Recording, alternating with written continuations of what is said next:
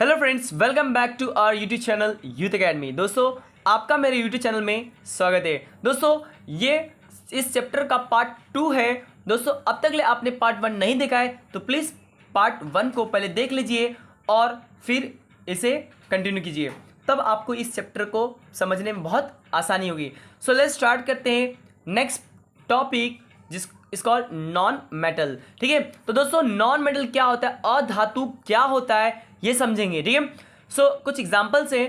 Carbon, sulphur, phosphorus are a few non metals. Generally non metals are brittle and non lustrous. Brittle का मतलब होता है भंगुर। भंगुर मीन्स जो आसानी से टूट जाए, और नॉन लस्ट्रियस जिसमें चमक होती नहीं है। तो कोई पूछेगा आपसे कि what is a non metal, so non metal is nothing but a metal that is they have a brittleness and non-lustrous. Okay, so दोस्तों इसके अंदर कुछ आपको फिजिकल प्रॉपर्टी है, वो आपको मैं बताता हूँ कि कैसे पहचानेंगे कि कोई नॉन मेटल है या नहीं है। ठीक है, तो दोस्तों फिजिकल स्टेट कैसा होता है, मतलब ये होता है किस रूप में। तो at ordinary temperature non metal occur as solid, liquid and gases. दोस्तों एक नॉर्मल टेम्परेचर पे यह सॉलिड में भी होता है, लिक्विड में भी एंड गैस में भी, मतलब तीनों रूप में आपको देखने को मिल सकता है।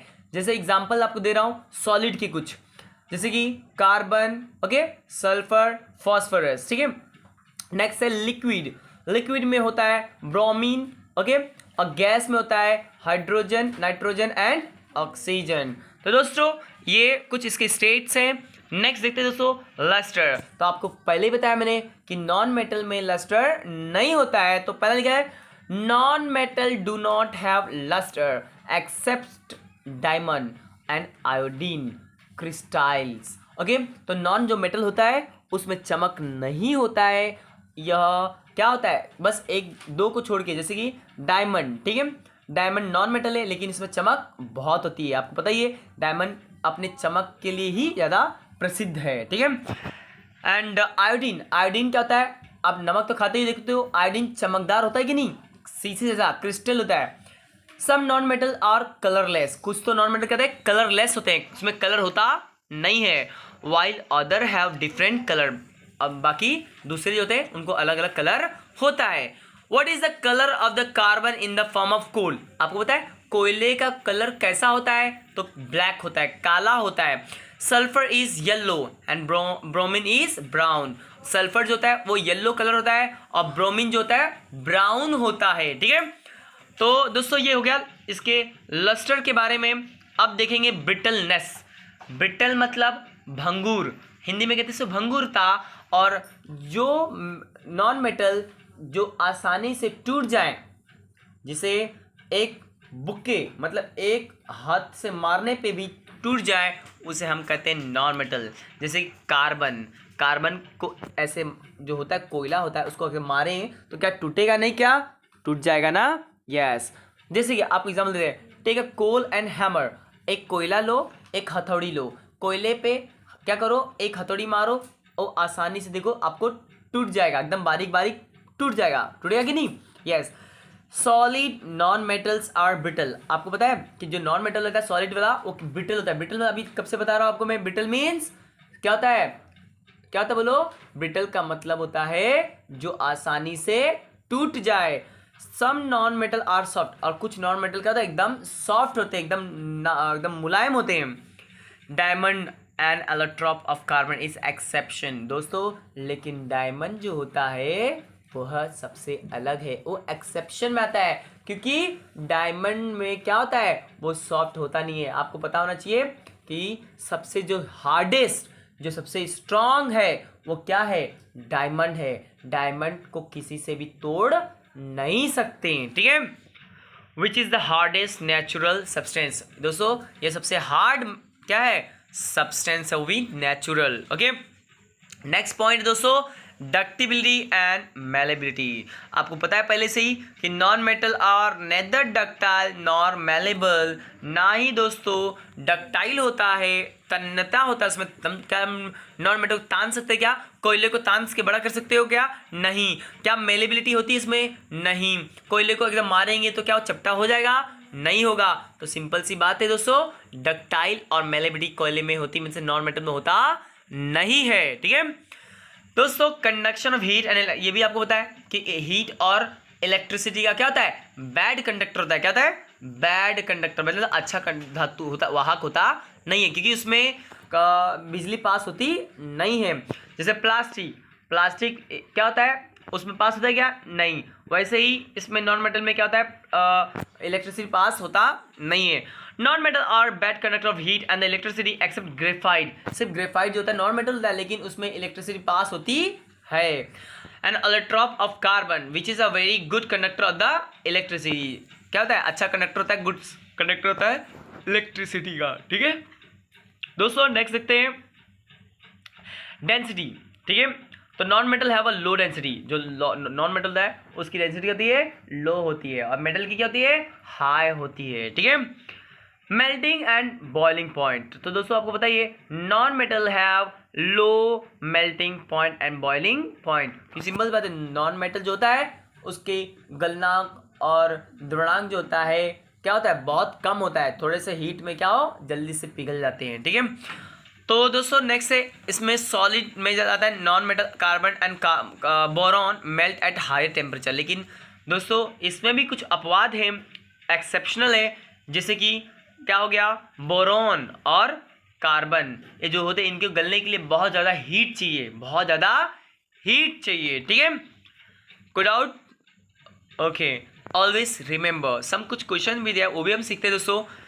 अब मैंने सिखाया पहले ही कि गोल्ड जो होता है, सिल्वर जो होता है, एल्युमिनियम और हाईली मेलेबल मेटल्स, ये तीन जो नाम है बहुत ज़्यादा मेलेबल है, चपटा करेंगे चपटा हो जाता है। ठीक है, आपको पता है कि a sheet with thick 1/10,000 millimeter and a wire with a diameter 1/5,000 nano millimeter can be made from the gold। सोचो दोस्तों कि गोल्ड का जो होता है इतना पतला थिकनेस वाला शीट बनाया जा सकता है। मतलब समझ रहे आप, वायर कितना पतला और शीट बनाना है, पतरा बनाना है तो भी बहुत पतरा तभी तो एकदम बड़े बड़े गहने बन जाते हैं। ठीक है दोस्तों, आगे देखते हैं इसकी प्रॉपर्टी मेलेबिलिटी। ठीक है दोस्तों, ये तो इसका था नॉन मेटल का।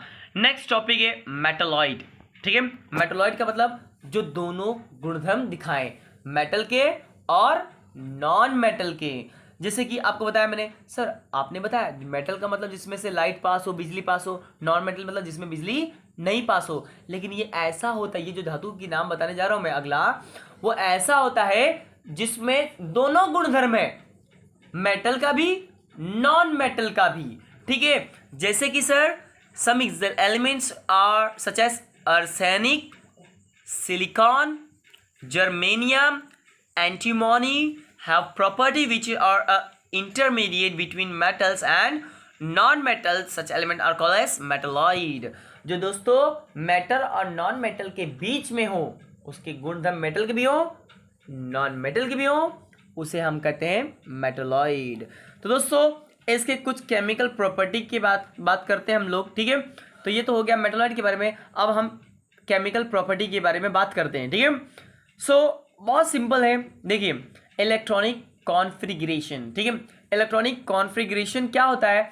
आपको पता है कि कोई भी एलिमेंट जो होता है उसका एटॉमिक नंबर होता है और उसका एटॉमिक मास होता है। सो एटॉमिक जो नंबर होता है वही अगर हम उसको अपने कक्षा के हिसाब से, मतलब ऑर्बिट के हिसाब से रखें तो वो बनता है। जैसे कि एग्जांपल मैं आपको बताता हूँ, electronic configuration is a basic of chemical behaviour of element. ठीक है, and the majority of metals have up to 3 electrons in their outermost shell। Basically जितना एलिमेंट है वो 3 शेल्स में बनते हैं, 3 शेल्स में। जैसे कि मेटल आपको यहाँ पे टेबल में दिया गया है, मेटल्स है, एटॉमिक नंबर है एंड इलेक्ट्रॉनिक कॉन्फ़िगरेशन है। जैसे कि हर मेटल का एक नंबर होता है, जैसे कि सोडियम का नंबर होता है 11। ओके, सोडियम का नंबर क्या होता है? 11। दोस्तों सोडियम का नंबर होता है 11, एटॉमिक नंबर देखिए 11 दिया है। मैग्नीशियम का 12 और एल्युमिनियम का 13। तो इलेक्ट्रॉनिक कॉन्फ़िगरेशन कितना इजी है, पहले कक्षा में 2 होता है, उसके बाद 8 होता है, फिर 8 होता है। इस तरह इसका कक्षा बनता है, मतलब ऑर्बिट बनता है। तो आपके पास है कितना इलेक्ट्रॉन्स? 11। तो 11 पहले में कितना था? 2, फिर दूसरे में कितना था? 8। आपका कितना हो गया? 10, बचा कितना? 1, और 10 और 1 11। इस तरह कंप्लीट हो गया अपना ऑक्टेव। ओके, तो दोस्तों अपना घर का जो कोष्ठक है, ठीक है, जो हमारा ऑर्बिट है वो हमको कंप्लीट करना है, ठीक है। Like 281 same exactly 282 and 283। 13 है तो क्या होगा? 2 अंदर गया, फिर 8 होता है, फिर 8 होता है, लेकिन 8 अपने पास तो है नहीं। कितना है? 3 है, तो 3 बाहर रख दिया हमने। तो इस तरह इसे कहते हैं इलेक्ट्रॉनिक कॉन्फ़िगरेशन, ठीक है। दोस्तों नेक्स्ट देखते हैं फॉर्मेशन ऑफ आयंस। बहुत सिंपल है, आयंस बनते कैसे हैं, ठीक है। So metal have a tendency to lose their valency electron to the form positive charge ion, that is cation. आपको मैंने पहले बताया कि जो धातु होता है वो अपना जो इलेक्ट्रॉन होता है वो क्या करता है? दान कर देता है, दे देता है, लूज कर लेता है और अपने आप को पॉजिटिव चार्ज कर लेता है, और जिसे हम कहते हैं कैटायन। एग्जाम्पल मैं आपको यहाँ दिखाता हूँ। सोडियम का होता है 281। ओके, तो ये अपना इलेक्ट्रॉन एक देगा किसको? देखो यहाँ पर, तो रिलीज कर दिया एक इलेक्ट्रॉन, तो हमारे पास जो सोडियम है उसका क्या बचा? पावर 28, क्योंकि एक तो क्या किया है? लूज कर दिया है, ठीक है। दोस्तों सोडियम आयन होगा 282 का, तो 28 हो गया, ठीक है। मैग्नीशियम का क्या होता है? 283, जिसमें 3 हम क्या करेंगे? दे देंगे, लूज कर देंगे, ठीक है। तो इस तरह क्या बनता है? कैटायन। ओके, अब हम देखते हैं दोस्तों रिएक्शन विथ ऑक्सीजन। ये जो मेटल होते हैं किस किस के साथ रिएक्शन करते हैं, मतलब क्या होता है? अपने अंदर बदलाव लाते हैं। तो देखते हैं दोस्तों ऑक्सीजन के साथ मेटल के साथ क्या होता है। आपको पता है ऑक्सीजन के साथ मेटल के साथ क्या होता है? Metals combine with oxygen to form their oxide. ये दिमाग में बैठा लेना, ठीक है, कि जब कोई मेटल के साथ ऑक्सीजन का रिएक्शन कराया जाता है तो क्या बनाता है? ऑक्साइड बनाता है। क्या बनाता है? ऑक्साइड। जैसे कि metal plus oxygen, metal oxide बनेगा। क्या बनेगा? Metal oxide. The metal oxide are basic in nature. और जो मेटल ऑक्साइड होता है वो क्या होता है? Basic in nature. Metal oxide react with an acid to form salt and water. और दोस्तों जब मेटल ऑक्साइड एसिड के साथ रिएक्शन होता है तो क्या बनता है? नमक और पानी बनता है। इसलिए आप देखा होगा लोहे पर जो होता है जंग लगता है, देखा है कि नहीं? तो जंग जब एसिड उस पर गिरता है तो उस पर नमक, आप देखा होगा जंग लगने से पहले ना ऊपर सफ़ेद सफ़ेद कुछ तो आते हैं, वो नमक होता है, ठीक है। और वहीं पे थोड़ा सा पानी पानी गीला गीला भी आपको महसूस होगा, वो पानी था। और ये नमक पानी मिलने के बाद जो जंग लगने की प्रक्रिया है और तेज हो जाती है, कि नमक जहाँ पे लगा दोगे लोहे पे ना नमक, वो जल्दी खराब हो जाएगा। आप ट्राई करके देख लेना। जो नमक किसी चीज़, एग्जाम्पल दे रहा हूँ, नमक लो, एक गिलास में पानी में डाल दो और एक लोहा लो, उसको उसमें डाल दो, देखना कुछ घंटों के बाद, 5 7 8 10 घंटे के बाद वो लोहे पे जंग लगना चालू हो जाएगा, क्योंकि जल्दी जल्दी इस पर जंग लगना चालू हो जाता है, ठीक है। तो आई होप कि आपको वीडियो समझ रहा है दोस्तों। नेक्स्ट देखते हैं रिएक्शन विथ एसिड। एसिड के साथ reaction. Take diluted hydrochloric acid in a test tube then add a zinc. Simple देखिए, रिएक्शन विथ एसिड होता है ना, तो क्या होता है जब हम रिएक्शन कराते हैं एसिड के साथ, तो जो क्लोरीन है, ठीक है, वो क्लोराइड बन जाता है। क्या बनता है? क्लोराइड। क्लोरीन क्या बनता है? क्लोराइड। क्योंकि याद रखिए नॉन मेटल जो होता है वह इलेक्ट्रॉन गेन करता है। क्या करता है? इलेक्ट्रॉन गेन करता है, मतलब लेता है। तो पहले देखो क्लोरीन का होता कितना होता है? 17, 2 8 7 लेकिन जब वो क्लोराइड बनाएगा तो वो लेता है, एक ले लेगा अपना घर भर लेगा, मतलब कोष्ठक जो होता है वो भरता है। जैसे 288 होता है और उनके पास क्या था 287 था, तो क्या किया उसने दूसरे से ले लिया। ठीक है, तो क्या बन गया क्लोराइड बन गया। वैसे ऑक्सीजन का ऑक्साइड बनता है, नाइट्रोजन का नाइट्राइड बनता है। ठीक है, तो दोस्तों इस तरह इसको समझना था। अब रिएक्शन विथ वाटर, पानी के साथ रिएक्शन क्या होता है। ठीक है, तो ये तो बहुत सिंपल है, आपको पता है metal, most of metal do not show any observe in fact reaction, fast reaction with the cold water, but some metals like the sodium and potassium react with, okay, react किसे करते हैं, हाइड्रोजन गैस के साथ। ठीक है, and magnesium metals require steam to give similar reaction. ठीक है, तो इस तरह आपको रिएक्शन करना है दोस्तों। नेक्स्ट है chemical property of non metals. ठीक है, chemical property of non metal में देखिए आपको यहाँ पे दिया है इलेक्ट्रॉनिक कॉन्फ़िगरेशन, इसका भी तो वही सेम है, 7 का 25, 8 का 26, ठीक है, और 17 का 287। ठीक है, नेक्स्ट है दोस्तों यहाँ पे देखिए कई सारे एग्जाम्पल भी दिया है। ठीक है, ये आप कर लेना। अब हम देखते हैं दोस्तों नोबल मेटल्स। ठीक है, जो मेटल सबसे अलग हो उसे कहते हैं नोबल मेटल। ठीक है, अब देखिए नॉन नोबल मेटल में क्या होता है, some metals like gold, silver, platinum, palladium and rhino are noble metals. ठीक है, अब दोस्तों देखते हैं नॉन मेटल में gold which is 100% pure is called 24 carat gold. दोस्तों जो मेटल एकदम प्योर हो, जिसे जिसे गोल्ड 24 कैरेट गोल्ड क्या होता है, प्योर होता है, वो उसे हम कहते हैं 24 कैरेट। क्या कहते हैं, कैरेट। कैरेट में आपको गोल्ड इस्तेमाल किया जाता है, मतलब उसकी शुद्धता होती है, जो प्योरिटी होती है उसको कैरेट में मापते हैं। ठीक है, और दोस्तों आपको पता ही है कि देयरफॉर गोल्डस्मिथ, इसलिए गोल्डस्मिथ क्या करता है, जो सुनार होता है, सोना बहुत नाजुक होता है, हल्का होता है और सॉफ्ट होता है, जिसकी वजह से हम उसका गहना बना नहीं सकते, ऑर्नामेंट बना सकते क्या, इतना नाजुक मेटल का गहना बनता नहीं है।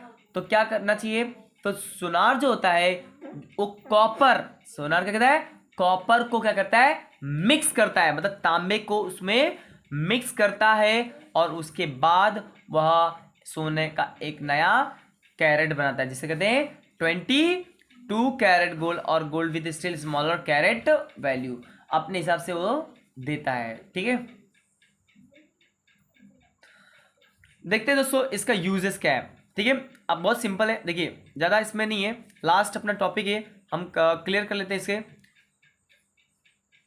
हम एकदम सिंपल मैं आपको क्लियर कर देता हूँ। प्योरिटी ऑफ गोल्ड, दोस्तों सोने को शुद्धता नापने के लिए 24 कैरेट गोल्ड का इस्तेमाल किया जाता है, कैरेट का, और ये आपको यहाँ पे रेट भी दिया कैरेट। जो 24 कैरेट होता है वो 100% होता है, 22 का होता है 91, 18 का होता है 75% प्योर, एंड 14 कैरेट का होता है 58, एंड 12 का होता है 50, 10 का होता है 41%। ठीक है, 41% होता है प्योर। ओके दोस्तों, नेक्स्ट है कॉरोजन। कॉरोजन मीन्स जंग लगना। ठीक है, आपको पता है कोई भी चीज़ हो या कोई भी रखा चीज़ हो मेटल से, उस पर जल्दी से जंग लग जाता है। ठीक है, तो उसको कैसे लगता है जंग, मॉइस्चर से, रखा चीज़ क्या होता है, उस पर मॉइस्चर लगा और जंग लग जाता है। ठीक है, तो दोस्तों नेक्स्ट देखते हैं, यहाँ पे आपको दिया कुछ मूर्तियाँ भी दी है, देखिए इसे कहते हैं there is a statue of liberty in the sea near New York city in America. The original surface of their statues were made of copper, but now it looks green. लेकिन क्या होता है, वह कॉपर का होता है, जिसकी वजह से आपको पता है कि जो स्टैच्यू ऑफ लिबर्टी है उस पर हरा हरा ग्रीनिश कलर चढ़ने लगा है। ग्रीनिश मतलब हरा हरा दिखने लगा, क्यों, क्योंकि वो कॉपर से बना, कॉपर पे जो जंग लगता है वो जंग हरा जैसा दिखता है, जैसे लोहे पे लाल दिखता है ना, वैसे ही कॉपर पे हरा दिखता है। ठीक है, ऑक्साइड बन गया ना उसका। यस, अलॉय क्या होता है, अलॉय का मतलब मिक्सचर, कई सारे मेटल को मिक्स कर दिया। ठीक है, नेक्स्ट है दोस्तों अलॉय। अलॉय तो आपको पता है कि कई सारे homogeneous mixture of a two और मोर मेटल और homogeneous mixture metals are with non metal और ठीक है, मतलब सिंपल सा कहूँ तो कि अलॉय जो होता है कई सारे धातुओं का क्या होता है, मिक्सचर होता है। ठीक है, ठीक है। तो दोस्तों ये था इसमें। एंड लास्ट टॉपिक है डू यू नो में, सिंपल है। There is an iron pillar in the premises of Qutub Minar in the Delhi made about 1500 years ago. The pillar is lustrous even after so many years. This is because our ancestor had made it from a alloy. दोस्तों अभी भी जो कुतुब मीनार है, ठीक है, इसके जो वहाँ के इतने साल हो गया तो भी क्या हो गया, ये अभी भी चमकदार है, क्योंकि दोस्तों इस पे क्या है, इस पे लोहे पे लस्ट्रियस है, मतलब उस पे कोटिंग किया गया है अलग धातु का। ठीक है, जो जल्दी जंग लगते नहीं है। ठीक, आई होप कि आपको ये वीडियो समझा होगा। और दोस्तों अगर आपको ये वीडियो थोड़ा भी पसंद आया है तो प्लीज़ मेरे चैनल को सब्सक्राइब जरूर कर लें, क्योंकि मैं इसी तरह एजुकेशनल एंड इंफॉर्मेटिव वीडियो बनाते रहता हूँ। तो दोस्तों मिलते हैं नेक्स्ट वीडियो में, तब तक के लिए take care and good bye.